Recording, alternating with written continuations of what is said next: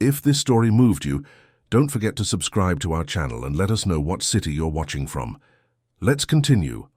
A light May rain was falling over New York City when Helena got home. The 6-year-old girl clutched the old brown teddy bear, a gift she had treasured for as long as she could remember. Her brown eyes were swollen and red from crying.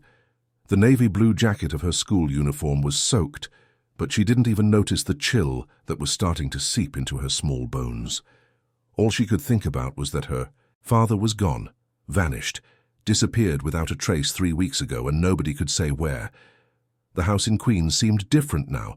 The windows that once shone with warm light were shut, the curtains drawn, as if the place were in mourning for someone who hadn't died, but had just gotten lost in a world that was far too big. Helena climbed the 3 front steps with slow, heavy feet, feeling the weight of something a child should never have to carry. Brenda, her stepmother, opened the door before she even rang the bell. The 42-year-old woman had bleached blonde, hair pulled back in a tight bun. She was wearing a grey sweatsuit and had a coldness in her eyes that Helena had come to know well over the past few weeks. Standing beside her was Mark, her father's distant cousin, a thin man with a long face and a crooked smile that always seemed to be calculating something. Neither of them asked how Helena's day at school had been. Neither of them bent down to dry the little girl's wet face or take off her soaked jacket. Brenda just made an impatient gesture with her hand, signaling for her to come inside. The hallway smelled different. Before, when her father was still there, it smelled of fresh coffee in the morning, of lunch being cooked, of life happening within those walls. Now, there was just a strange smell of mildew and cheap perfume mixed together, as if the house was slowly being neglected, left behind like everything else in Helena's life. She went straight to her room, a small space at the back of the house that used to be cozy, filled with drawings taped to the wall and stuffed animals arranged on the shelf. But now the walls were bare. Brenda had torn everything down, saying that a spoiled kid didn't need all that frilly stuff. Helena sat on the narrow bed and hugged the bear tighter, as if the old toy were the only bridge between her and a time when she still felt safe. Outside, in the hallway, voices began to rise. Helena recognized Brenda's harsh tone, arguing with Mark about something she couldn't quite understand. Words like stocks, transfer, documents, and lawyer floated into her room, but they made no sense to a 6-year-old's mind. What she did understand with all the painful clarity of childhood was that no one cared about her anymore. Night fell quickly, as it always does in May in the city. Helena ate dinner alone in the kitchen, a bowl of cold soup that Brenda had left on the table without a word. Her stepmother and Mark were locked in the living room, talking in low voices, sometimes laughing in a way that made Helena's stomach clench. She ate only a few spoonfuls before giving up, washed her bowl as she had been taught, and went back to her room. Lying in bed, staring at the cracked ceiling, Helena wondered, for the 1000th time, where her father could be. He had left for work on a normal morning 3 weeks ago and simply hadn't come back. No one knew anything. The police had been called, but the investigation was going nowhere. It was as if he had dissolved into the dense New York air, lost among the millions of people who lived there. Brenda would say, always with that tone of false concern, that he had abandoned them, that men were like that Helena needed to accept reality. But Helena didn't believe it. Her father would never abandon her. He sang her to sleep, took her to the park on Sundays, told her funny stories at breakfast. Men like that don't just disappear, they don't give up. Something had happened. Helena felt it in her gut, even if she couldn't name the fear that lived inside her. The next morning, a grey Saturday, Helena woke up to a noise coming from the backyard. She got up slowly, still sleepy, and went to the window. What she saw made her freeze. Brenda and Mark were dragging cardboard boxes out of the garage, boxes Helena recognized. They were her father's things. Clothes, books, papers, photos, everything was being thrown into a pile in the middle of the yard. Without a second thought, Helena ran downstairs, barefoot, still in her pajamas. The cold of the tile floor under her feet didn't matter. She reached the backyard, breathless, and saw Brenda holding a framed photo of her father holding Helena as a baby. "Please don't throw that away," Helena said, her voice trembling. Brenda turned with a cruel smile on her lips. "Kids don't give orders in a grown-up's house," she answered with contempt. Your father is gone, Helena. The sooner you accept it, the better. He's not gone, Helena shouted, feeling tears burn her eyes. He's lost and he's coming back. Mark let out a dry laugh. What a stubborn kid, he commented, shaking his head. You'll end up just like your father, always thinking the world revolves around you. Helena didn't understand the comment, but she felt the venom in it. She tried to get closer to the boxes, but Brenda grabbed her arm tightly, leaving red marks on her thin skin. You're going to learn to obey in this house, Brenda snarled, her face inches from Helena's. No more coddling. No more fuss. Your father spoiled you, but that ends now. The girl tried to pull away, but Mark moved closer too, blocking any escape route. It was then that Brenda, with a sudden move, picked up the garden hose from the ground and turned on the faucet. The cold water gushed out with force. They say cold water washes away bad luck, Brenda said in a theatrical voice, and you, little girl, have been bringing a lot of bad luck to this house. Before Helena could process what was happening, the icy water hit her full on. The strong jet made her stumble, soaking her thin pajamas, wetting her hair, running down her face like frozen tears. Helena screamed, more from shock than pain, instinctively clutching the teddy bear she had brought with her. Mark laughed loudly, a horrible sound that echoed through the yard. A few neighbors appeared at their windows, watched the scene for a few seconds, and then quickly closed their curtains. No one wanted to get involved. No one wanted trouble. Helena was shivering violently when Brenda finally turned off the water. The girl fell to her knees on the wet ground, hugging the soaked bear, unable to stop shaking. The cold cut straight to her bones. Her small hands were turning purple. Where will I go now? Helena whispered, more to herself than to the adults surrounding her. I don't have anyone left. Brenda crossed her arms, satisfied with the humiliation she had inflicted. You're going to stay right here and learn your place, she answered coldly. You're going to learn that in this house, we're in charge. It was at that exact moment that a sleek, gleaming black car screeched to a halt in front of the gate. The sound of the powerful engine cut through the air.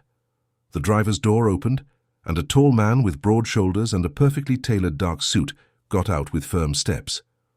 Ryan Carter was 38, with black hair slightly graying at the temples, intense brown eyes, and a presence that commanded respect.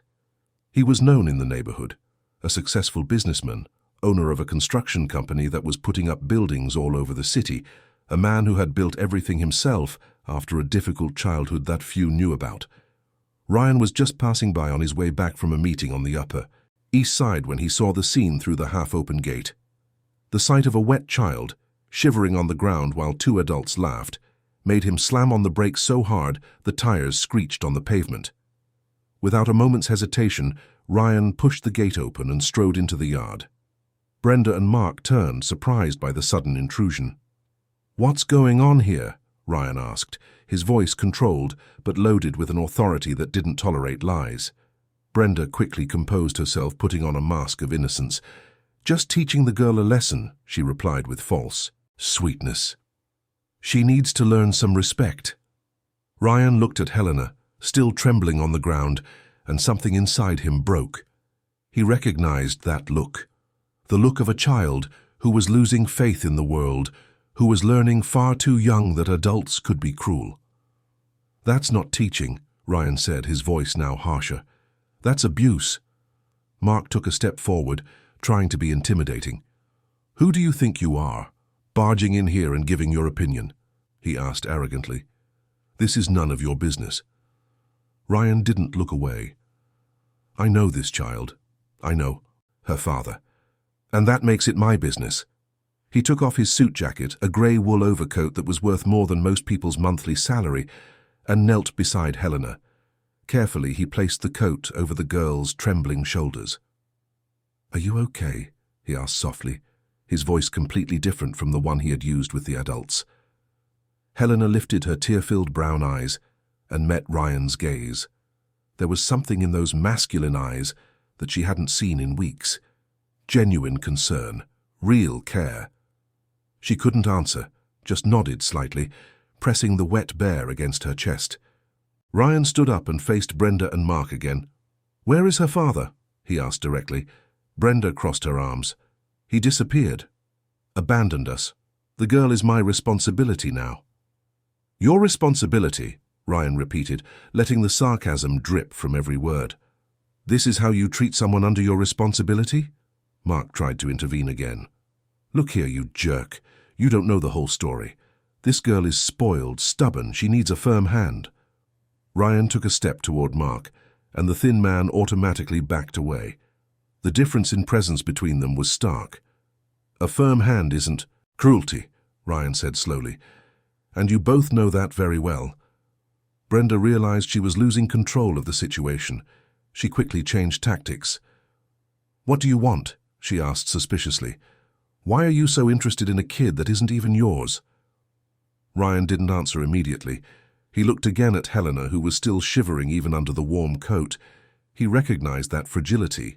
He had lived it himself many years ago. This girl's father helped me when I needed it, Ryan said finally. When I was just a kid with nothing, he gave me a chance. He offered me my first job. He believed in me when no one else did. Brenda and Mark exchanged quick glances, clearly uncomfortable with the revelation.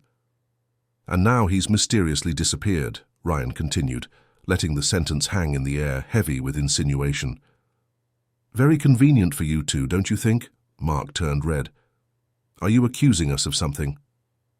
I'm just observing coincidences, Ryan replied calmly.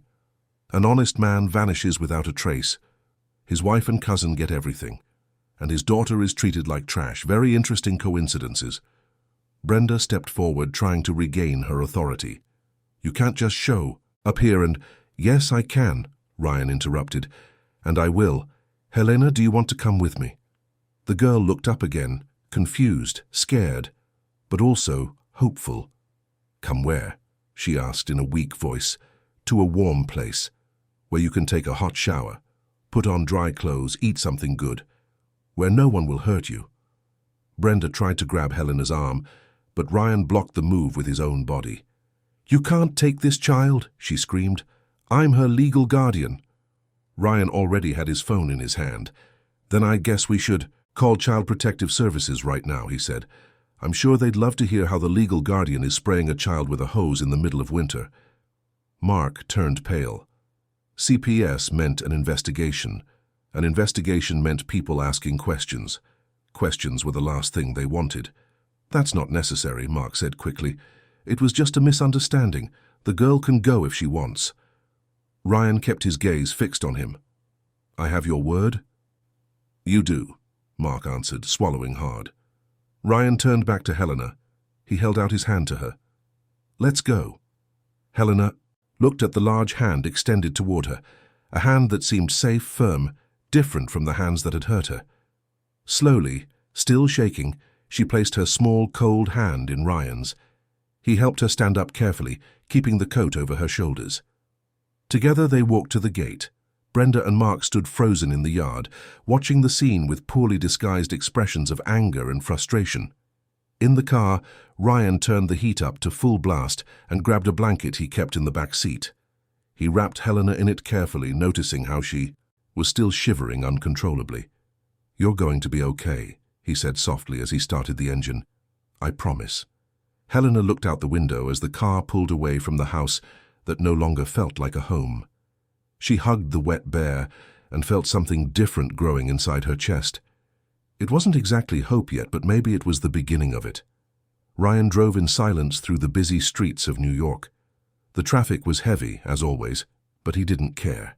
He glanced in the rearview mirror from time to time, watching the small girl, huddled in the back seat, and felt a mixture of anger and determination grow inside him. He knew her father. He had worked with him years ago, when Ryan was just an 18-year-old trying to escape a difficult life. The man had seen potential where others only saw another poor kid with no future. He had given Ryan a chance to work honestly, to learn a trade, to build something. And now that same man had mysteriously disappeared, leaving his young daughter in the hands of people clearly interested only in material possessions. Ryan didn't believe in coincidences, especially not when they involved convenient disappearances and vulnerable heirs. Ryan's apartment was in a modern building on Park Avenue, 23 floors of glass and steel a 24-hour doorman, everything money could buy. He parked in the underground garage and helped Helena out of the car. The girl was still shivering, but less so now that the car's heat had started to warm her frozen limbs. In the elevator, Helena looked at her reflection in the mirror. She was unrecognizable. Hair stuck to her face, soaked pajamas, swollen eyes. She looked like an abandoned child. And maybe that's exactly what she was, becoming. Ryan's apartment was spacious, minimalist, with large windows that showed the city stretching out as far as the eye could see. Designer furniture, works of art on the walls, everything impeccable and organized. It was the home of a successful man who lived alone. First thing, a hot shower, Ryan said, guiding Helena down the hall. Then food. Then we'll talk. The bathroom was bigger than Helena's old room. All white marble, a huge bathtub, a shower with multiple jets. Ryan adjusted the water temperature, making sure it was warm, not too hot. He took soft towels from a cabinet and left them on the counter. "Take as long as you need," he said. "I'll leave some clean clothes by the door. They're mine, so they'll be big, but at least they're dry and warm." Helena nodded, still not fully trusting her own voice. Ryan left, closing the door gently. Alone, Helena took off her soaked pajamas and stepped under the warm water. She felt the heat penetrate her cold skin, warming her bones. She stood there, letting the water wash away, not just the dirt, but also some of the humiliation she carried. She cried again, but this time they were different tears. It wasn't pure despair, it was a mix of relief, confusion, and fear of the unknown. This man who had rescued her was a stranger, but he had been kinder in the last 30 minutes than Brenda and Mark had been in the last 3 weeks. When she finally came out of the bathroom, dressed in a huge t-shirt that went down to her knees and a robe that dragged on the floor, she found Ryan in the kitchen making something. The smell of hot chocolate filled the apartment. "Sit here," Ryan said, pointing to a high stool at the kitchen island. "I made hot chocolate and toast. It's not much, but it'll warm you up from the inside." Helena sat down, watching as Ryan moved around the kitchen efficiently. He placed a steaming mug in front of her and a plate with buttered toast. The girl picked up the mug with both hands, feeling the warmth through the porcelain. The first sip was like an explosion of comfort. Sweet, warm, soothing. Helena hadn't realized how long it had been since she'd felt something truly good. Ryan sat on the other side of the island, holding his own mug of coffee. They sat in silence for a few minutes, just drinking their hot beverages while the city outside continued its frantic pace. "Are you going to leave me too?" Helena asked suddenly, her voice small. Ryan looked up, surprised by the direct question. "What makes you think that?" "Everyone leaves," Helena answered, looking down at the chocolate in her mug. "My dad left. Brenda doesn't want me. Nobody stays." Ryan felt a tightness in his chest. He knew that feeling of abandonment. He had grown up with it, carried it for years until he finally managed to build something solid for himself. "I'm not going to leave you," he said, and there was a firmness in his voice that made Helena believe him. "At least not today. Today you stay here, safe, where it's warm and dry." "And tomorrow?" Helena asked. "Tomorrow we'll figure it out together," Ryan answered honestly. "But first we need to talk about a few things. Do you know where your dad kept important papers? Documents, contracts, things like that?" Helena thought for a moment. "He had a drawer in his office. He kept everything in there." "And have Brenda and Mark been going through those things?" Ryan asked carefully. Helena nodded. "I hear them talking about stocks, about transferring things. I don't really understand, but they talk a lot about money." Ryan made a mental note of this information. It was becoming clearer and clearer that something was very wrong. A man disappears mysteriously, and the people left behind seem more interested in his inheritance than in finding him. "Do you have anything of your father's?" Ryan asked. "An object, a memento?" Helena looked at the teddy bear she had left to dry near the heater. "Just the bear. It was a gift from him. Or maybe my mom, I don't remember clearly. I was very little."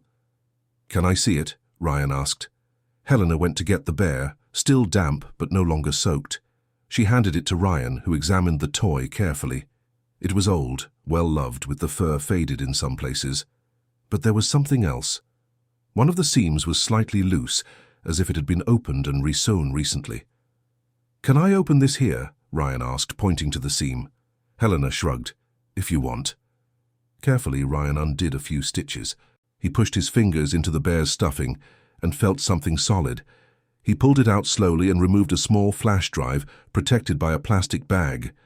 They both stared at the object in surprise. "Did you know this was in here?" Ryan asked. Helena shook her head, her eyes wide. "No, I've never seen that before." Ryan turned the flash drive over in his fingers. "This changes everything," he murmured. "Your father hid this in here for a reason. It must have something important on it." "Can we see what's on it?" Helena asked, a spark of curiosity, breaking through the fog of sadness. Ryan looked at the clock. It was already past 10 at night. "Tomorrow," he decided. "You need to sleep. You've had some very difficult days." He prepared one of the guest rooms, putting clean sheets on the bed and leaving nightlights on so Helena wouldn't be in complete darkness. The girl lay down, hugging the newly stitched bear, and Ryan pulled the blanket up to her chin. "Sleep," he said softly. "You're safe here." "And you'll be here in the morning?"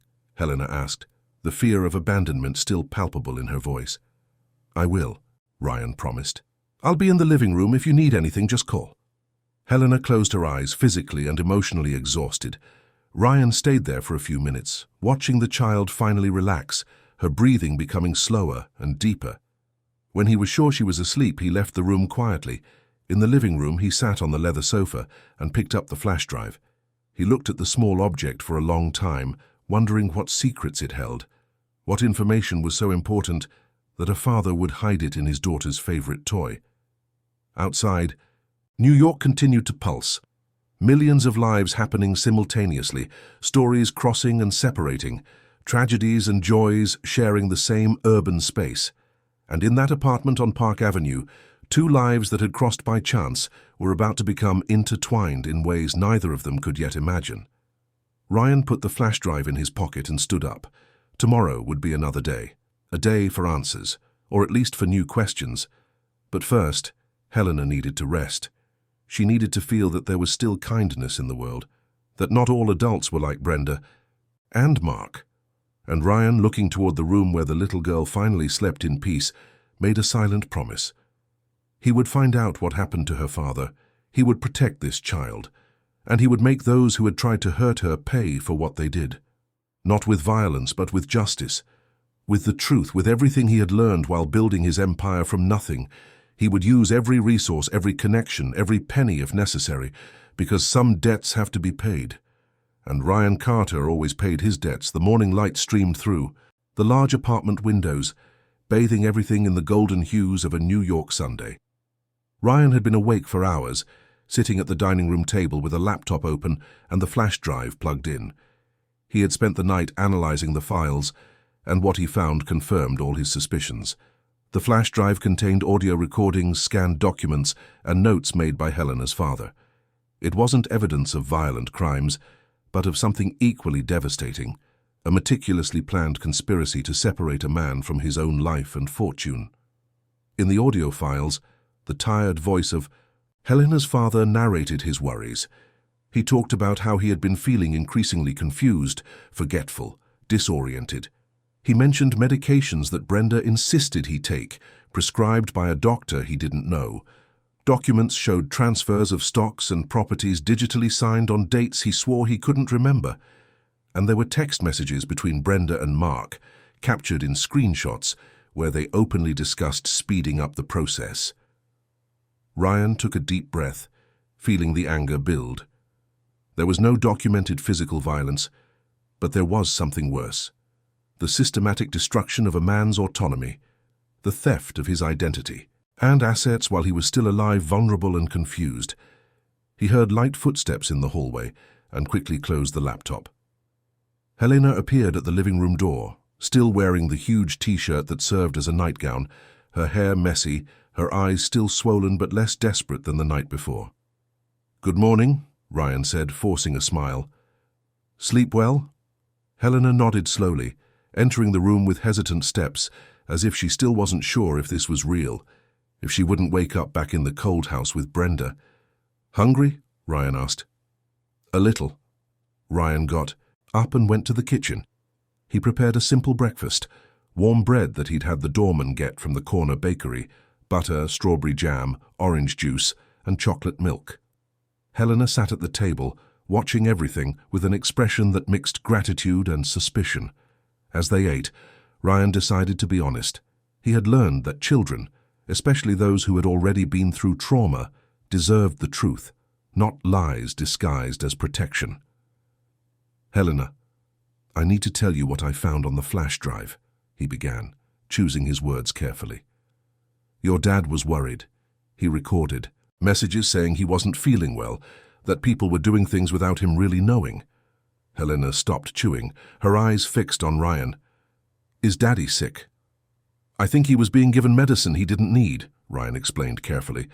"Sometimes bad adults do that to make other people confused, weak, and when the person is confused, they can get them to sign papers, transfer things, without them really understanding what they're doing." The girl processed the information slowly. "Did Brenda and Mark do that to my dad?" "The evidence points to that," Ryan confirmed, "and that's why your dad hid. This proof. He knew something was wrong even though he was confused. He wanted to leave a record." "What now?" Helena asked, her voice trembling. "How do we find my dad?" Ryan took a deep breath. This was the hard part. "First, we need to show this evidence to the right people. A lawyer, maybe the police. We need to make sure you're safe and that Brenda and Mark can't keep doing what they're doing." Helena looked down at her plate. "I just want my dad back." "I know," Ryan said softly, reaching his hand across the table. "And we're going to do everything we can to find him. But first we need to protect you. Do you trust me?" Helena looked at his outstretched hand, then at Ryan's face. There was sincerity there, something she hadn't seen in so long. Slowly she placed her small hand on his. "I trust you." Ryan gently squeezed her small hand. "Then we'll do this together." That same morning, Ryan made a few calls. The first was to Beatrice Fisher, a lawyer specializing in family law whom he knew from business meetings. He explained the situation succinctly, and she agreed to see them. Immediately, even though it was a Sunday. The second call was to his assistant, asking him to discreetly investigate the whereabouts of Helena's father. He needed information before officially involving the police. Beatrice's office was an elegant space in Midtown. She was a 52-year-old woman with grey hair in a flawless bun, red-framed glasses, and a presence that inspired confidence. She received Ryan and Helena kindly, offering water and cookies before sitting down to talk. Ryan presented the whole situation: the father's disappearance, the treatment Helena had been receiving, the discovery of the flash drive. Beatrice listened attentively, taking notes. On a tablet, her face growing more serious by the minute. "This is serious," she said finally, looking at Ryan. "We have clear indications of emotional neglect, possible financial manipulation through non-consensual medication, and a suspicious disappearance. You did the right thing by getting the girl out of that house." "But legally, what's my position?" Ryan asked. "Technically, I took Helena from her legal guardian's home." Beatrice shook her head. "In cases of imminent risk to a child's well-being, any citizen can intervene. What you did was an emergency rescue. Now we need to formalize it. I'm going to file for an emergency guardianship order, alleging neglect and risk. With the evidence you have, especially the audio and messages, we have a strong case." "And what about the investigation into her father's disappearance?" Ryan asked. "That needs to be formally addressed. With the evidence from the flash drive, we can file a formal complaint about manipulation and possible concealment of a vulnerable person. The police will have to reopen the investigation with this new information." Helena, who had been quiet until then, finally spoke. "How long until I can see my dad again?" Beatrice knelt to be at the girl's eye level. "Honey, I can't promise you when, but I can promise that we will do everything the law allows to find him and to make sure you're safe in the meantime. You're very brave, you know that?" Helena didn't answer, just hugged the teddy bear she had brought with her. The week that followed was intense. Beatrice moved mountains to expedite the processes. she filed for emergency guardianship on Monday morning. She submitted a formal complaint about the disappearance and suspicions of manipulation. She got a court order to freeze any further transfer of assets until the situation was clarified. Brenda and Mark didn't sit still. On Tuesday, they showed up at the front desk of Ryan's building, demanding to see Helena. The doorman, instructed by Ryan, didn't let them up. Brenda screamed, made a scene, threatened to call the police. Mark filmed the whole thing with his phone, clearly planning to use the footage somehow. On Wednesday, posts from Brenda started circulating on social media, presenting herself as a desperate mother whose stepdaughter had been kidnapped by a rich businessman. The photos showed her crying, holding old pictures of baby Helena, talking about how much she was suffering. The comments were divided. Some believed her narrative, others questioned where all this concern had been before. Ryan and Beatrice responded differently, not with emotional posts, but with documents. They requested that witnesses to the backyard incident give statements. A neighbor, Mrs. Carmen, a 70-year-old woman who lived 3 houses down, decided to speak up. She had seen everything from her window, and although she had closed the curtain at the time out of fear, she now felt she had to do the right thing. "I saw that poor child being sprayed with cold water," Mrs. Carmen said in her recorded statement. She was shivering, crying, hugging that little bear, and that woman, Brenda, was laughing as if she was enjoying a child's suffering. "I closed the curtain because I was scared, but I haven't slept well since. I had to tell the truth." Another neighbor, Joe, a homeless man who often passed through the street collecting recyclables, also came forward as a witness. He had seen not only the water incident, but several other occasions when Helena was treated poorly. He described how the girl always walked with her head down, how no one picked her up from school, how she ate leftovers sitting on the front step while the adults ate inside. With each statement, with each piece of evidence presented, Ryan and Beatrice's case grew stronger. But the public battle continued. Brenda hired a lawyer, a middle-aged man named Mr. Miller, who started giving interviews saying it was all a misunderstanding, that Brenda loved Helena like a daughter, that Ryan was interested in the family's assets. Through all this, Ryan tried to maintain some normalcy for Helena. He enrolled her in a private school near the apartment, bought new uniforms, school supplies, and books. He hired a child psychologist, Dr. Mariana, who specialized in trauma, to help Helena process everything she had been through. The sessions with Dr. Mariana happened twice a week. At first, Helena barely spoke. She would sit in the colorful office hugging her bear, looking at the walls decorated with other children's drawings. But slowly, with the psychologist's infinite patience, she began to open up. She talked about what her father was like before he started getting confused, how they made pancakes together on Sundays, how he taught her math by singing silly songs, how everything changed when Brenda appeared. 2 years ago, right after Helena's mother had died in a car accident. "My mom was nice," Helena said in one session, her voice small. "She smelled like flowers and always let me help her bake cakes. After she was gone, Daddy was very sad. Then Brenda showed up and said she would take care of us, but she didn't. She just wanted the big house and Daddy's money." Dr. Mariana took notes, building a clear picture of what Helena had lived through. Severe emotional neglect, psychological abuse, witnessing the manipulation of a parent, loss of basic security. All of this would take a lot of work to process and heal. At home, Ryan was slowly discovering what it was like to care for a child. He, who had always lived alone, focused on work and building his company, now had to learn about homework schedules, food preferences, and nightmares. Helena would wake up screaming at least 3 times a week, always the same dream. She was looking for her father in a huge, empty house, running from room to room, but never finding him. Ryan learned to run to her room in those moments, turn on the light, sit on the edge of the bed and wait until she calmed down. "You're safe," he would repeat every time.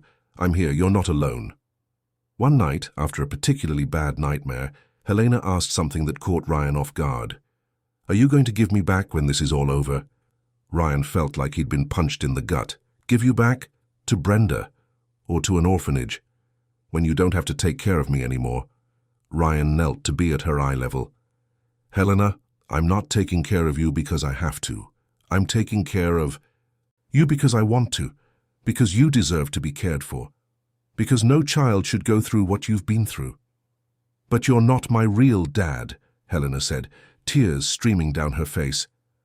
Everyone who was supposed to take care of me either leaves or hurts me. Why would you be any different? Ryan didn't have a ready answer. How do you explain to a 6-year-old that not every adult is cruel, that there is good in the world, even after she's seen so much bad? I'm not your biological father, Ryan said finally, but family isn't just about blood. It's about choice, about who stays when things get hard, about who protects you, supports you, loves you. And I choose to stay, Helena. I choose to protect you, not because I owe your father anything, but because you matter, because every child deserves to have someone who chooses to stay. Helena looked at him for a long moment, processing his words. Then, slowly, she leaned forward and hugged Ryan. It was the first time she had initiated physical contact since he had rescued her. Ryan hugged her back, feeling her small weight against his chest, and realized that something inside him had changed too. He had started this out of a debt of gratitude, but somewhere in the last 2 weeks, it had stopped being about the past and started being about the present, about this specific child who had invaded his organized life and forced him to truly care about someone other than himself. On Thursday, 3 weeks after the rescue, the first hearing for emergency guardianship took place. The courthouse was an imposing building downtown, full of echoing hallways and formal rooms. Helena held Ryan's hand tightly as they walked, clearly nervous. The judge. Presiding over the case was Judge Sandra Owens, a 48-year-old woman known for being strict but fair. She first heard the arguments from Beatrice, then from Mr. Miller, Brenda's lawyer. Mr. Miller painted a picture of Brenda as a devoted widow trying to raise her stepdaughter alone, facing financial and emotional difficulties. He described the water incident as an inappropriate educational method. Yes, but not abusive. He argued that Ryan had acted out of financial interest, as Helena was the heir to valuable properties. Beatrice responded with facts. She presented the witness statements. She played excerpts from the audio files, where Helena's father described his confusion and worry. She showed the messages between Brenda and Mark discussing asset transfers. She presented the psychologist's report describing Helena's emotional state and the clear signs of neglect and trauma. The judge listened to everything with a neutral expression, taking notes. At the end, she asked to speak with Helena privately in her chambers, without the lawyers or other adults present, except for a social worker. Helena entered the room scared, but the judge was kind. She offered water, showed her some toys she kept in her office for children. She talked about simple things before asking the important questions. "Helena, are you afraid of Brenda?" the judge asked directly. The girl nodded. "Why?" "Because she's mean to me. She sprays me with cold water, laughs when I cry, leaves me hungry sometimes. And Mark is worse. He says I'm a burden, that my dad abandoned me because I was too annoying." The judge wrote down every word. "And Ryan? How does he treat you?" Helena thought before answering. "He's kind. He gives me warm food, takes me to the doctor, helps me with my homework. He doesn't yell. When I cry, he stays with me until I stop. He said he chose me." The judge looked up from her notes. "Chose me?" "He said family is about choice, that he chooses to stay with me. No one has ever chosen me before." The social worker, who was present in the room, discreetly wiped away a tear. The judge maintained her professional composure, but there was a new softness in her eyes when she looked at Helena. "Do you want to stay with Ryan?" "I do," Helena answered without hesitation. "But I want my real dad too. I want him to come back. We're working on finding your father," the judge said gently. "But until then, I need to make sure you're safe. And from what you've told me, it seems you are with Ryan." The hearing ended without an immediate decision. The judge said she needed a few days to review all the evidence and consult with experts. But her tone as she said goodbye to Helena was warm, almost motherly, which Beatrice took as a good sign. Meanwhile, the investigation into the whereabouts of Helena's father was slowly progressing. Ryan's assistant had discovered that 3 days before his disappearance, the man had been briefly admitted to a private clinic in the Bronx. The official reason was mental confusion and disorientation, but there was no record of a medical discharge. There was simply nothing after the admission. Ryan visited the clinic in person. It was a small, discreet place that served private patients with various issues. The initial receptionist refused to give any information, citing patient privacy. But when Ryan mentioned he had evidence that the patient might have been admitted against his will or under the influence of non-consensual medication, the woman turned pale. "I'll get the director," she said quickly. The clinic's director, Dr. Patricia Mendez, was a 60-year-old doctor who took professional ethics very seriously. When Ryan presented the evidence he had, showing the messages and audio files, she was visibly disturbed. "If what you're saying is true, this is extremely serious," she said. "No patient can be medicated or admitted without proper informed consent. I will personally review his entire file and provide all necessary information to the authorities." "Do you know where he is now?" Ryan asked. Dr. Mendez hesitated. "Formally, I cannot disclose that, but I can tell you he is no longer here. He was transferred to another institution at his wife's request. I have the address in our records." Ryan felt a mix of relief and anger. Transferred. That meant Helena's father was alive, but he was being held somewhere by Brenda. Probably still medicated, still confused, unaware that his daughter was looking for him. "I need that address," Ryan said firmly. "This child needs her father." Dr. Mendez looked at him for a long moment, clearly weighing her options. Finally, she wrote something on a piece of paper and handed it to Ryan. "Officially, I did not give this to you," she said, "but if there is indeed something wrong happening, that child deserves to have her father back. Do the right thing." Ryan took the paper and read the address. It was a nursing home in Westchester, just outside of New York City. An expensive, private, discreet place, the kind of place where people could simply disappear if no one was looking for them. He immediately called Beatrice. He explained what he had discovered. She listened to everything and then said something he didn't expect. "Don't go there alone. That could legally compromise the case. I'm going to request a court order for a supervised visit. With luck, we can get it by tomorrow. Then you, me, and Helena will go together with legal backing. If he's really being held against his will, we need to do everything by the book so it can be reversed without giving Brenda and Mark any grounds to contest it later."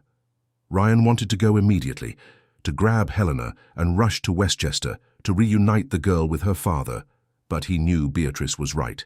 He had to do this the right way. For Helena, for her father. To ensure that when this story ended, there were no legal loopholes that would allow Brenda to ever have any control again. That night, as he put Helena to bed, Ryan decided to tell her about the discovery. "I think we know where your dad is," he said gently. Helena's eyes widened. "Where? Can we go see him?" "Tomorrow. We're going to get special permission, and then we'll go visit him. But Helena, I need to prepare you. He might not be well. He might be confused. He might not recognize you right away. The medicine they gave him might have affected his memory." Helena processed this, her lower lip trembling. "But will he get better? Will he be my dad again?" "With the right treatment, with time, I believe so," Ryan said honestly. "But it will be a process. It won't be instant." "I don't care," Helena said, grabbing Ryan's hand. "I just want him to know I didn't give up on him, that I looked for him, that I didn't believe them when they said he abandoned me." Ryan squeezed her small hand in his. "He'll know, and he'll be so proud of you for being so strong." Helena lay down, hugging her bear, but the first time in weeks, there was a different light in her eyes. It was no longer despair, it was hope. Fragile, cautious, but real. And Ryan, watching her fall asleep, made another silent promise. No matter how long it took, how much it cost, how much bureaucracy he had to face, he was going to reunite this family. He was going to make sure Helena got her father back, and he was going to make sure Brenda and Mark answered for everything they had done. Justice might be slow, but it was coming, and when it arrived, it would be complete. Friday morning dawned with a clear sky over New York, a rarity for that time of year. Helena woke up early, even before her alarm went off, filled with a mix of anxiety and anticipation.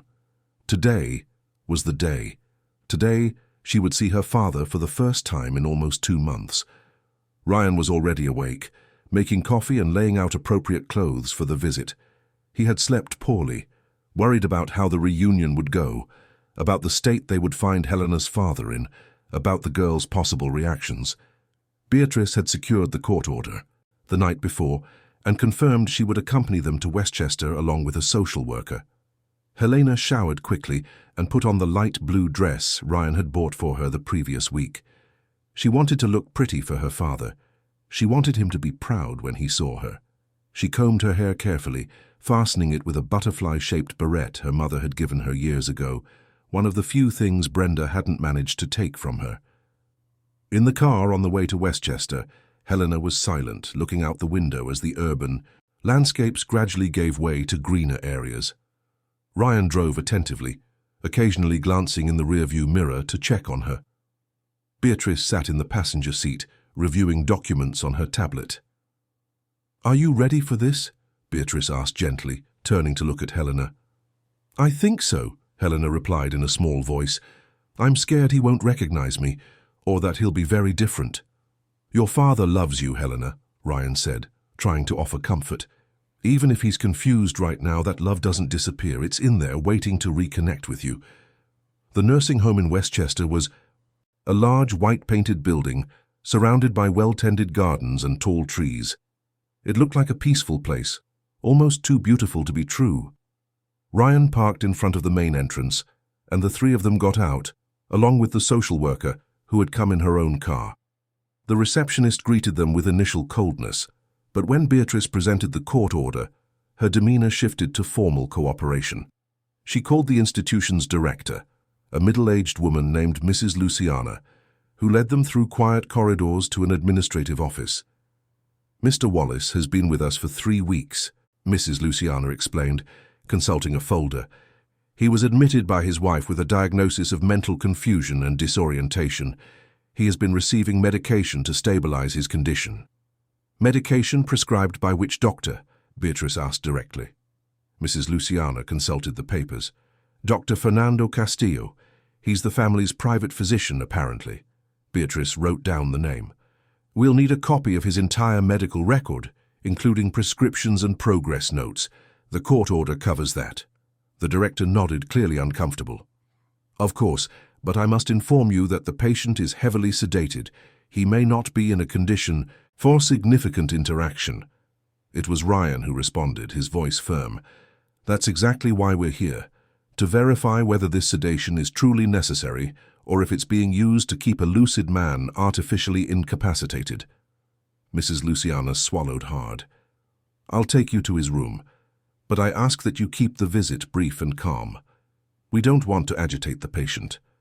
Helena held Ryan's hand tightly as they walked down the hallways. The place smelled of disinfectant and artificial flowers, a scent that tried to mask the sadness of people who were there not by choice but by circumstance. They passed rooms with open doors where elderly patients stared at televisions without really watching, lost in their own worlds. Finally, they stopped in front of a door at the end of the hall. Room 23. Mrs. Luciana knocked lightly before opening it. The room was simple but clean. A hospital bed, an armchair, a small table with wilted flowers, a window with a view of the garden. And on the bed, semi-reclined, was a man Helena almost didn't recognize. Henry Wallace was 45, but he looked 10 years older. His brown hair was unkempt and grayer than Helena remembered.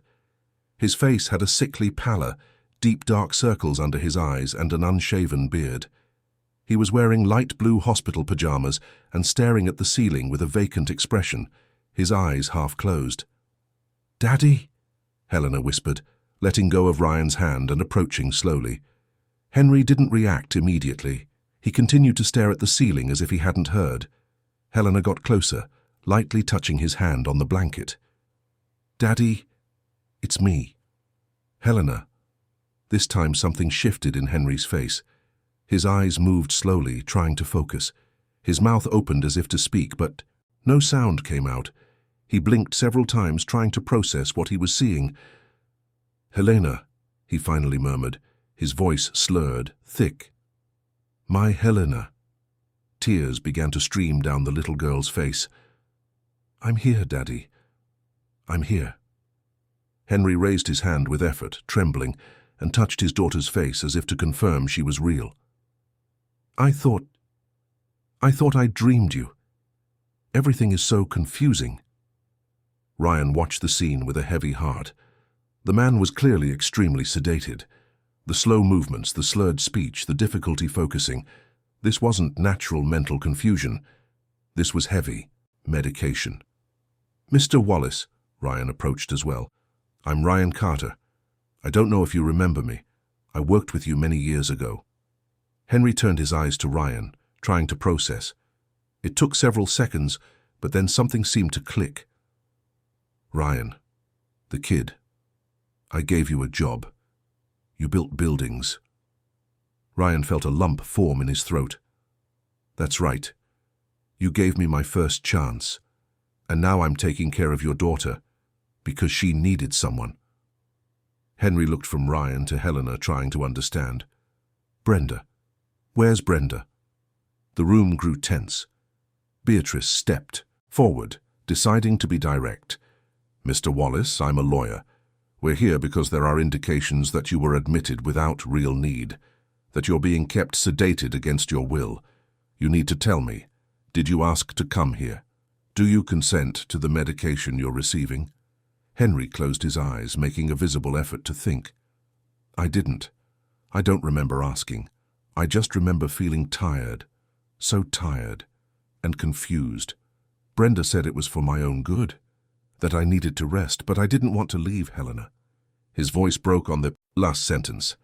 Helena held her father's hand tighter, her tears falling silently. Did you sign any documents recently? Beatrice continued. Transfers of stocks, properties. Do you remember that? Henry shook his head slowly. Papers. Always bringing papers, telling me to sign.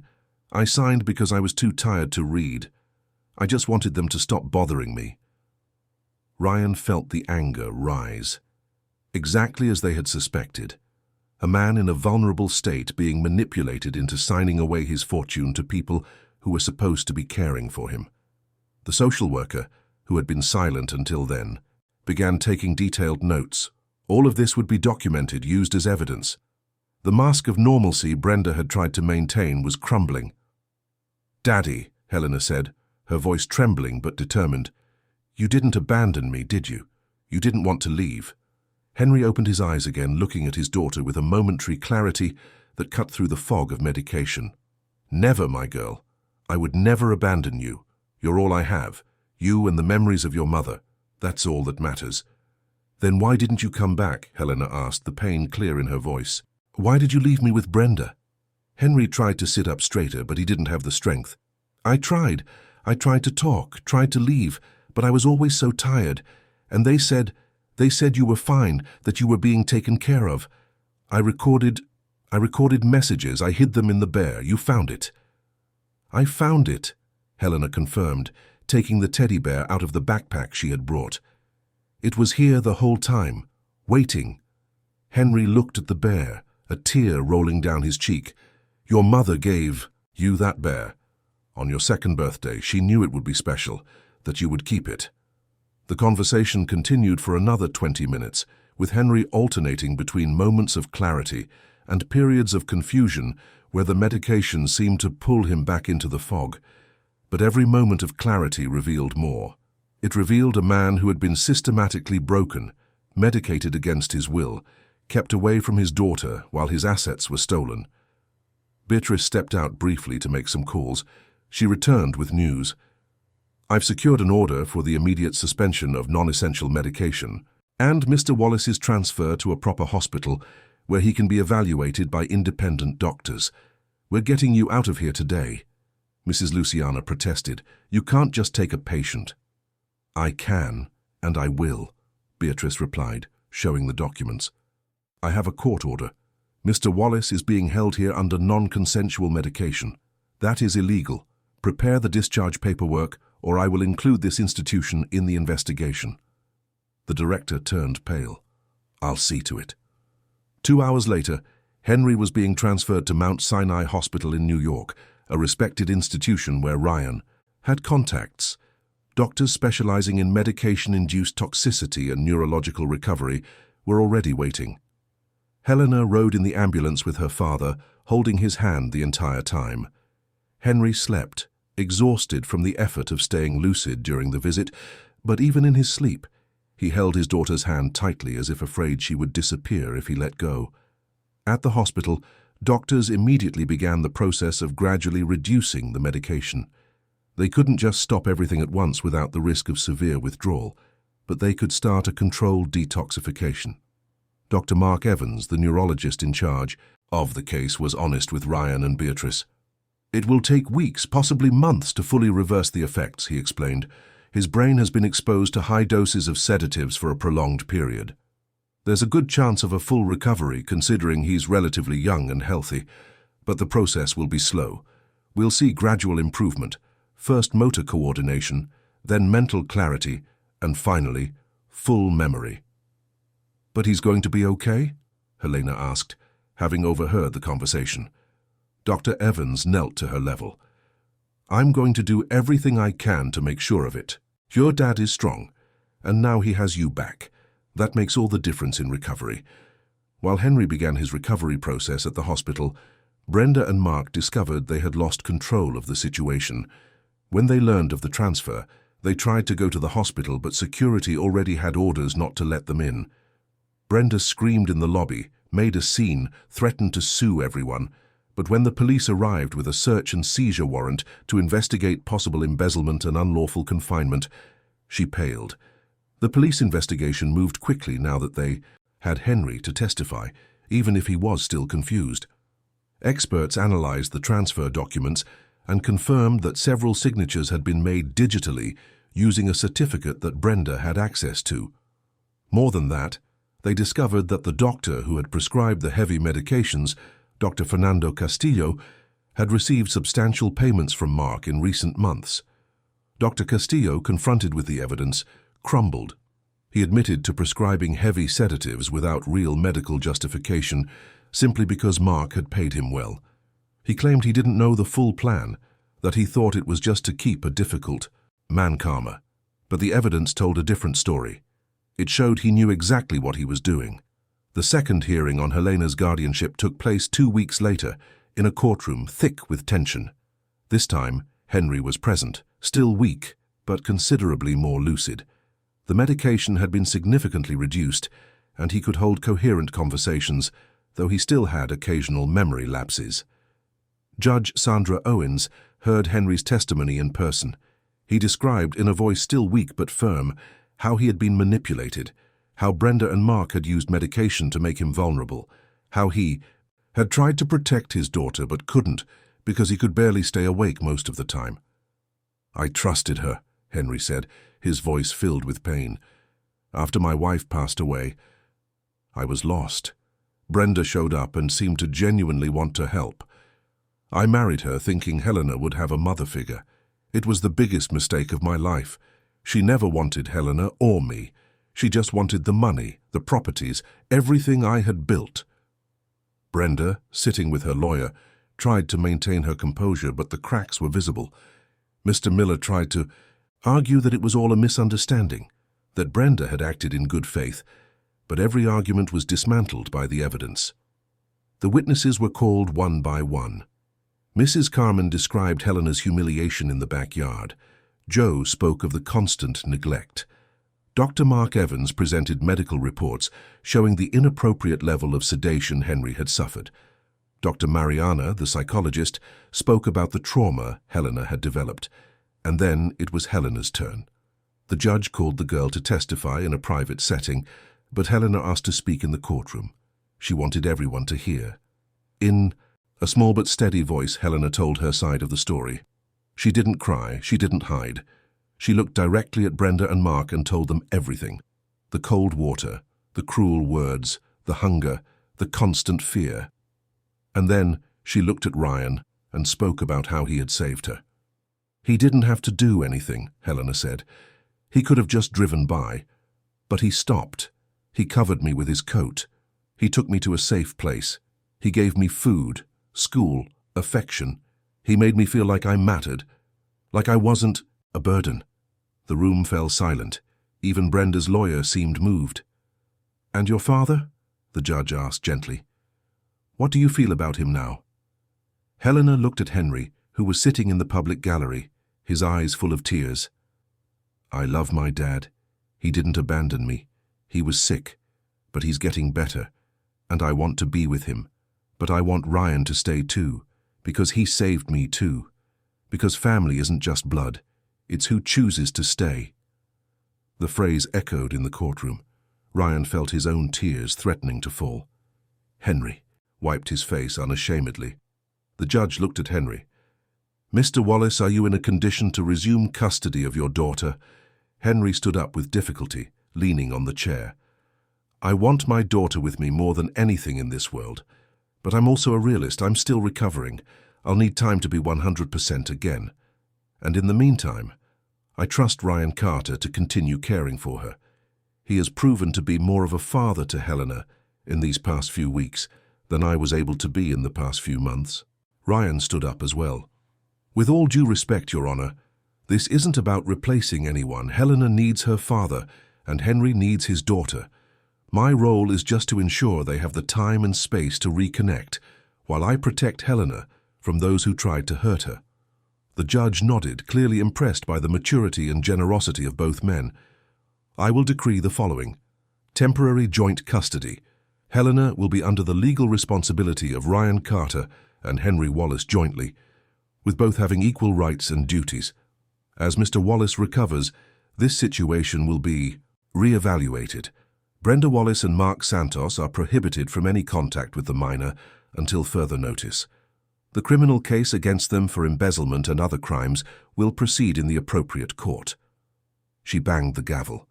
The decision was made. Brenda stood up abruptly, trying to protest, but Mr. Miller held her back. He knew he had lost. Mark was pale, clearly understanding the criminal implications of everything he had done. Outside the courthouse, under a sky that was beginning to clear after cloudy days, Ryan, Henry, and Helena met. There was an initial awkwardness between the two men, a delicate dance of figuring out how to relate to each other, but Helena served as the bridge. The girl hugged her father first, then Ryan, then managed to hug them both at the same time, her small arms trying to encircle two large adults. And in that moment, under the warm afternoon sun, something new began to form. It wasn't a traditional family, but it was a real family. Henry extended his hand to Ryan. "Thank you.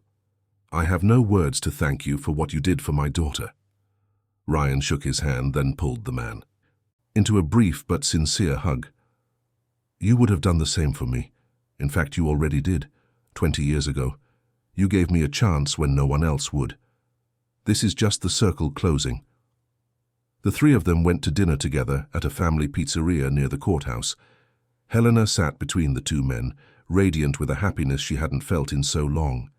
It wasn't perfect. Her father still trembled sometimes, still lost his train of thought mid-sentence. But he was there. He was coming back, he was fighting, and Ryan was there too.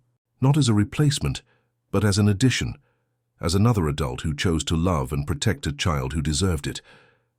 That night, back at the apartment, Helena had the best sleep in months.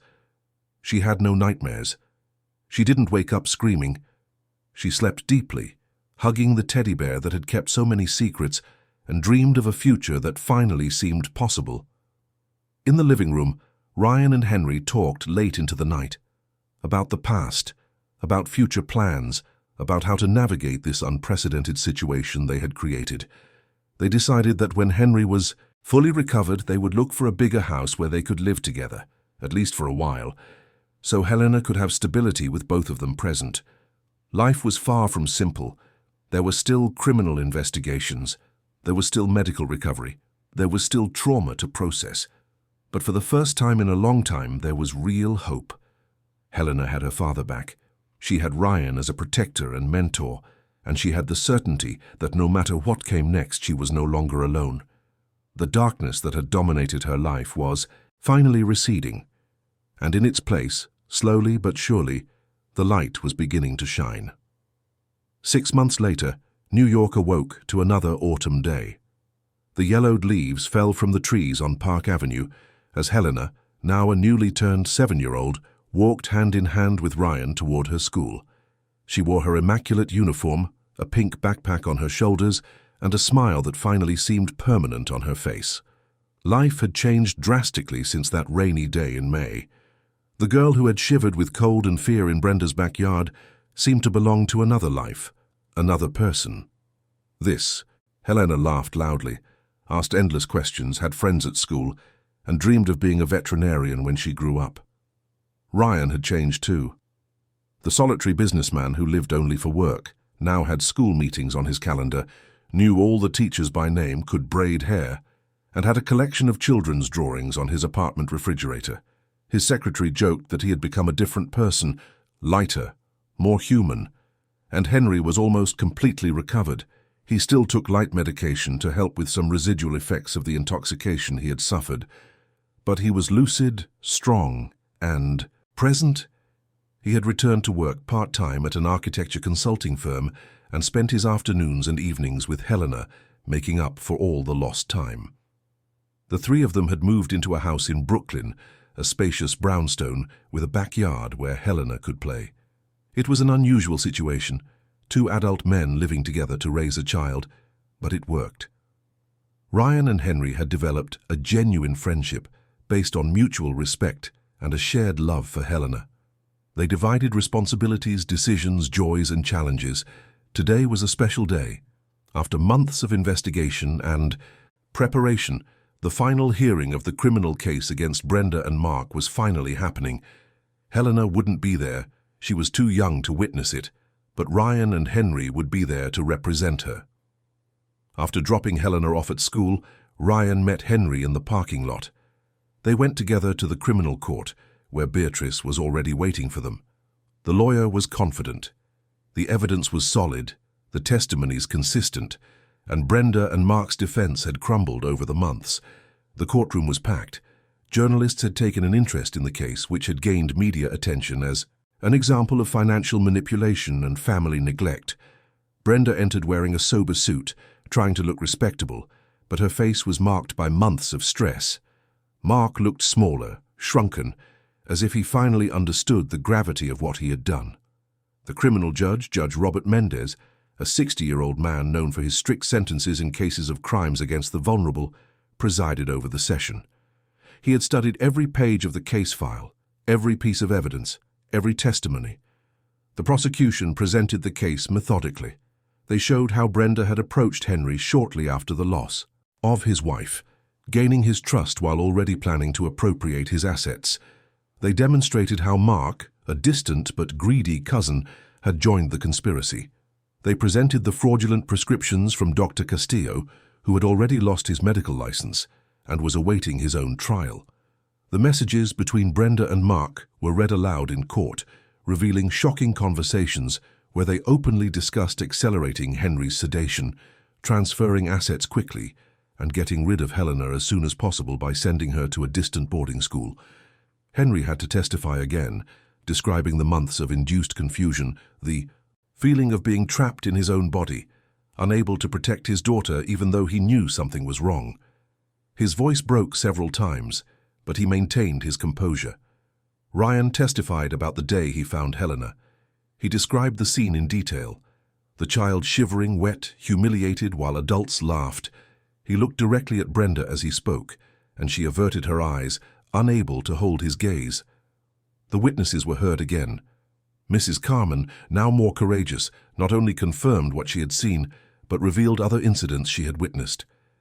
Joe spoke about the times he had given food to Helena because the girl was clearly hungry. A teacher from Helena's old school testified about signs of neglect she had noticed, but ashamed, admitted she had not reported to the authorities. The defense tried to argue that Brenda had acted out of love, that the medications were necessary, that it was all a misunderstanding. But each argument sounded hollow in the face of mountains of evidence. Mr. Miller, Brenda's lawyer, made a final emotional appeal, saying his client was a victim of circumstances, that she had made mistakes but didn't deserve severe punishment. Mark's lawyer tried to paint him as being influenced by Brenda, a minor player in the scheme. The prosecutor responded with words that echoed through the courtroom. There is no justification that mitigates what was done to a defenseless child and a vulnerable man. Trust was violated in the cruelest way. A father was separated from his daughter through chemical substances. A child was neglected, humiliated, treated as an obstacle. And all for pure greed. Society needs a clear message. Children are sacred. The vulnerable are protected, and those who harm them will be held accountable. Judge Mendez called for a 2-hour recess to deliberate. Ryan and Henry went to a nearby coffee shop, both nervous, hoping that justice would be served. When they returned, the room was even more crowded. The verdict would be delivered publicly. Judge Mendez began reading the sentence in a grave, firm voice. He reviewed all the proven crimes: embezzlement by fraud, unlawful confinement, child neglect, document forgery, conspiracy. Each item read seemed to add more weight to Brenda and Mark's shoulders. Then came the sentence. Brenda was sentenced to 8 years in prison in addition to the full restitution of all appropriated assets and compensation for moral damages. Mark received 6 years also in prison, with the same financial obligations. Dr. Castillo, tried separately, had already been sentenced to 5 years. Brenda broke down upon hearing the sentence. She cried, tried to speak, but was silenced by the judge, who made it clear that she would have the right to appeal, but that her imprisonment would be immediate given the severity and flight risk. Mark simply lowered his head, defeated. Outside the courthouse, journalists surrounded Ryan and Henry, asking for statements. Ryan was brief. Justice was served today. A child can finally sleep in peace knowing that those who tried to hurt her have been held accountable. I hope this case serves as a warning. Children need protection, and society cannot turn a blind eye. Henry added with visible emotion, I lost months of my daughter's life because of these people. But I won't waste any more time on anger. I will use every day I have left to be the father Helena deserves. Life went on after the verdict. Brenda and Mark were taken to serve their sentences. The assets were returned to Henry, who immediately created a trust fund for Helena, securing her future regardless of anything. But the most important thing wasn't the recovered money or the punishment served. It was the transformation that had occurred in each of them. Helena was flourishing. In addition to regular school, she had started ballet classes, something she had always dreamed of but never had the opportunity to do. She danced around the house, light as a butterfly, showing off every new step she learned. She had friends who came over to play, birthday parties with cake and balloons, movie nights with popcorn. She had regular therapy with Dr. Mariana, who celebrated every small step forward in her healing process. The girl still had difficult moments, occasional nightmares, bouts of anxiety when someone raised their voice, even if not at her, a fear of abandonment that would surface unexpectedly. But now she had 2 devoted men helping her through every difficulty, reminding her that she was loved, that she was safe, that she would never be alone again. Henry had reconciled with his past. He made peace with his own guilt for not realizing what Brenda was doing sooner, for not protecting Helena when she needed it most. He understood that he was also a victim, but that now he was a survivor, and survivors move forward. He started a project that gave new meaning to his life. With part of the recovered money, he created a foundation dedicated to helping families in vulnerable situations, offering free legal advice, psychological support, and temporary shelter for at-risk children. He called it the Fresh Start Foundation because he believed there was always a chance to start over. Ryan transformed more than anyone. The man who lived only for work discovered he had an enormous capacity to love, to care, to be a constant presence in someone's life. Helena called him Uncle Ryan, a title he wore with immense pride. When she called him that, something inside him warmed. He reduced his work hours, delegated more responsibilities, and learned that professional success without human connection was empty. He started dating for the first time in years a university professor named Chloe, who adored Helena and fit perfectly into the unconventional family they had built. The three of them created traditions. Sunday was pancake day, a recipe Helena and her father used to make together before everything fell apart, now with Ryan participating too. Friday night was pizza and a movie. Saturday morning was the park or a museum, small rituals that wove the tapestry of a true family life. One day, 4 months after the sentencing, Helena asked something she had been holding on to for a long time. The three of them were on the couch watching a Disney movie when she paused it and looked at the two men. "Can I ask something?" "Of course, sweetie," Henry replied, lowering the volume. "Are you both my dads?"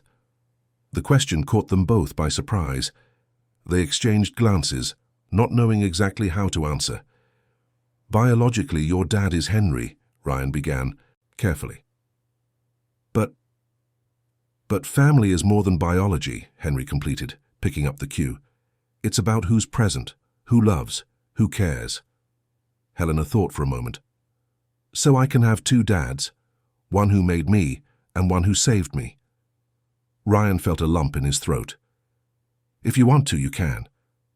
"I want to," Helena said simply. "Because you're both important. You both love me. You both stayed."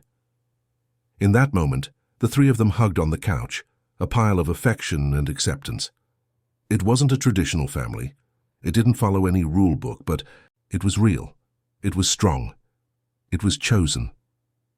Months passed, and the house in Brooklyn filled with life. Chloe became a constant presence, bringing a feminine energy that Helena loved. Henry started dating too, a kind therapist named Leah who worked at the foundation. The house that had been created to shelter a traumatized child transformed into a vibrant home full of laughter and love. The Fresh Start Foundation grew. It served dozens of families in its first year. Mrs. Carmen became a volunteer sewing clothes for sheltered children. Joe, who had gotten off the streets with Henry's help, worked in maintenance at the facility. The librarian who had helped with the initial investigations donated books. It was a community built on the principle that everyone deserves a second chance. In a special ceremony, 1 year after the rescue, the foundation inaugurated an expanded center. Helena cut the ribbon, small but proud, alongside her two fathers. Photographers captured the moment, a radiant girl between two men who loved her, symbols that family can be built, not just inherited. That night, after Helena was asleep, Ryan and Henry talked in the backyard under the stars. "You saved my daughter," Henry said, his voice full of gratitude. "You saved me too." "You gave me a chance when I was just a lost kid," Ryan replied. "It came back to you in the way it needed to. That's how the world should work. Kindness begetting more kindness." Henry smiled. "Are you going to officially adopt Helena? Make what's already real legal?" Ryan had thought about it many times. "I'd like to, but only if you agree. I don't want to replace you. I never did." "It's not a replacement," Henry said. "It's an addition. Helena gained more love. She didn't lose anything. Let's do it. Joint adoption, 2 official dads. Why not?" "Because it's unusual," Ryan said with a smile. "And since when has our family been usual?" Henry laughed. They began the adoption process the following month. Beatrice, who had become a friend as well as a lawyer, handled everything efficiently. There was no opposition, no complications. It was just formalizing what already existed. Ryan as Helena's legal father alongside Henry. On the day of the adoption hearing, Judge Sandra Owens, the same judge who had decided the initial guardianship, presided. She looked at the three of them with evident affection. "In all my years on the bench, I have never seen a family like this," she said. "Two men not related by blood choosing to raise a child together, choosing to put her well-being above egos, conventions, anything else. You are an example that family is about love, not traditional structure." She banged the gavel. Ryan Carter was now the legal father of Helena Wallace Carter. The girl, present at the hearing, jumped from her chair and hugged Ryan tightly. "Now it's official," she said, laughing. "Now you can't get rid of me." Ryan hugged her back, tears streaming down, his face unashamedly. "I never wanted to get rid of you. I never will." Life continued with its imperfect beauty. Helena grew up, moved on to 2nd grade, 3rd grade. She lost baby teeth, learned to ride a bike, had her first school crush. Henry continued to work at the foundation, expanding its reach, helping more families.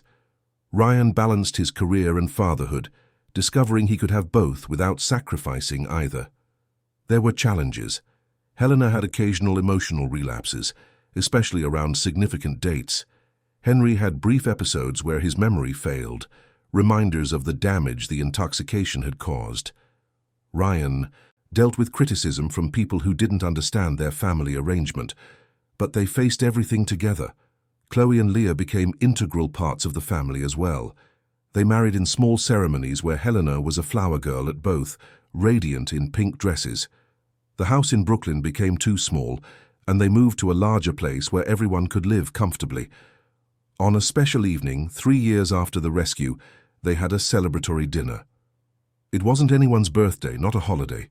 It was just a celebration of their existence, of having survived, of having built something beautiful from something terrible. Helena, now 9, made a toast with grape juice while the adults raised their wine glasses. "I want to say thank you," she said with a seriousness beyond her years, "for not giving up on me when I was difficult, for choosing to stay when you could have left, for showing me that family is about love, not rules." Everyone toasted, moved. After dinner, Helena went to her room and came back holding the old teddy bear, now quite worn from years of love. "I think it's time," she said. "Time for what?" Henry asked. "To let him rest. He kept the secrets, he protected me, he brought me to you, he did his job. Now I can keep him with love, but I don't need to sleep with him every night anymore. I'm not so scared anymore." It was a significant milestone, a symbol of healing, of growth, of moving forward without forgetting the past. Helena placed the bear in a special box on her bookshelf, along with photos of her mother and other precious memories. Things that were part of her, but no longer defined her. The years continued to pass. Helena became a teenager, with all the challenges that entails. She had arguments with her parents, tested boundaries, questioned rules, but she always came home, always knew she was unconditionally loved. When she was 15, she wrote an essay for school about family. The teacher was so impressed that she asked for permission to share it. "Family isn't what you're born with," Helena wrote. "It's what you build. I've had 2 families in my life. The first taught me that adults can be cruel. The second taught me that adults can be heroes. I have 2 fathers who don't share blood, but share love for me. I have 2 mothers of the heart who chose to accept me. I have an entire community built on the idea that everyone deserves a fresh start. If I could give one piece of advice to someone who is suffering, it's this: hold on, the light will come. Sometimes from places you never expected, but it will come." The essay won a state award. Helena was invited to read it at a public event. She read with a steady voice, without trembling, looking out at the audience that listened in respectful silence. When she finished, she received their standing ovation. Ryan and Henry were in the front row crying with pride. That girl who had been humiliated, neglected, broken, was now on stage inspiring others, proving that trauma doesn't have to define you, that darkness is not a final destination. The Fresh Start Foundation continued to grow. It served hundreds of families, changed countless lives. Mrs. Carmen worked there until she was in her 80s, sewing with love. Joe became the maintenance coordinator, proud of the path he had traveled. New volunteers arrived constantly, inspired by the story that had started it all. And Helena decided that, when she grew up, she would work at the foundation too. She wanted to give back what she had received. She wanted to be for other children what Ryan had been for her, the person who shows up when all seems lost. On a quiet Sunday, 20 years after that rainy day in May, the family was gathered in the backyard of their home. Helena was now 26, a psychology graduate working at the foundation. Henry was 65, retired but active.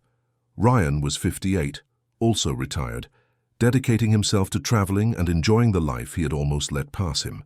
Just as they were celebrating Helena's birthday when she made an announcement, "You're going to be grandfathers." The silence was followed by an explosion of joy. Helena was pregnant, expecting her first child with her husband, a kind doctor she had met at the foundation. Ryan and Henry hugged each other, laughing and crying at the same time. The girl they had saved would now bring new life into the world. The cycle continued, but this time with love, with choice, with awareness. That night, when everyone had gone home and only Ryan and Henry remained in the backyard under the stars the two reflected on their journey. "Do you regret it?" Henry asked. "Getting involved in all this madness?" Ryan looked at the house where Helena slept, her hand on her still small belly. "I don't regret a single second. That day changed my life completely. It gave me purpose, family, love. It gave me everything." "Thank you," Henry said simply, "for stopping the car, for caring, for staying." "Thank you for giving me a chance 20 years before that," Ryan replied, "for seeing potential where others just saw another kid." "It all came back, my friend. It all comes back." They sat there in comfortable silence, two men whom life had brought together in an unlikely but perfect way. Two men who proved that masculinity can be gentle, that fatherhood can be shared, that love doesn't have just one form. And inside the house, Helena slept peacefully, dreaming of a future where she would be a mother, where she would pass on everything she had learned about love, resilience, and choice. The story that had begun with cold water and humiliation ended with warmth, with acceptance, with hope multiplied through generations. Because in the end, that's what matters.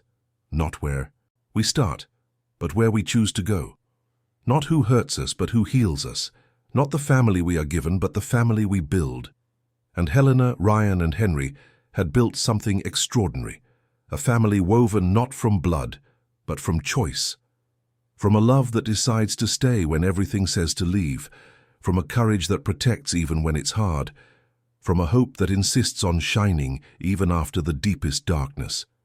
This was their story, and it proved every day that fresh starts are possible.